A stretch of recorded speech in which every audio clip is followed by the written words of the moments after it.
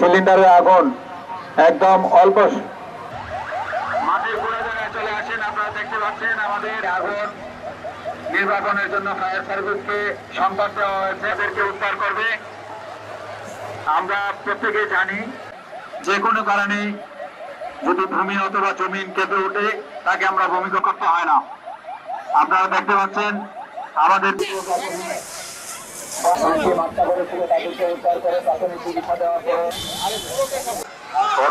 মাধ্যমে আমাদের ভিকটিম নামানোর জন্য চেষ্টা করছে, তাকে উদ্ধার করে নিয়ে আসছে আমাদের এই টিম।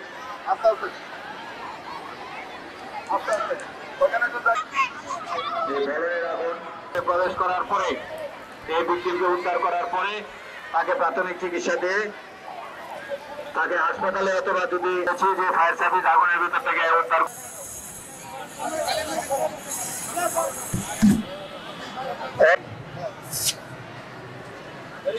দেখতে পাচ্ছেন মাননীয় প্রধান অতিথি ফায়ার এক্সটিংগুইশার দিয়ে আগুন নজল ডিসপ্লের মাধ্যমে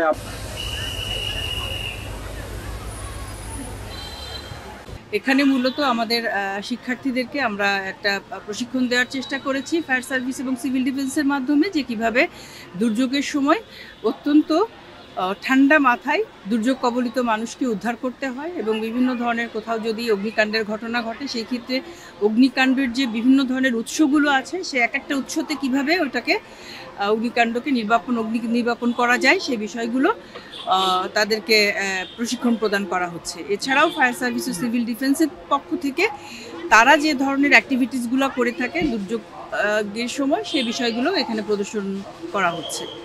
আর সবচেয়ে বড় যেটা বিষয় সেটা হচ্ছে এবারের প্রতিপাদ্য বিষয় হচ্ছে দুর্যোগকে প্রতিরোধ করা। তো সেই বিষয়টা আমাদের এই আলোচনা সভার মাধ্যমে আমরা আমাদের শিক্ষার্থীদেরকে জানাবো যে দুর্যোগ প্রতিরোধ করতে গেলে আমাদের পক্ষ থেকে মানে কিভাবে আমাদের মানে মনুষ্য সৃষ্ট অনেক কারণ আছে যার কারণে প্রকৃতি বিরূপ হয়ে ওঠে, সেই জায়গাগুলোতে আমরা কাজ করতে পারি এবং এই দুর্যোগকে প্রতিরোধ করতে পারি।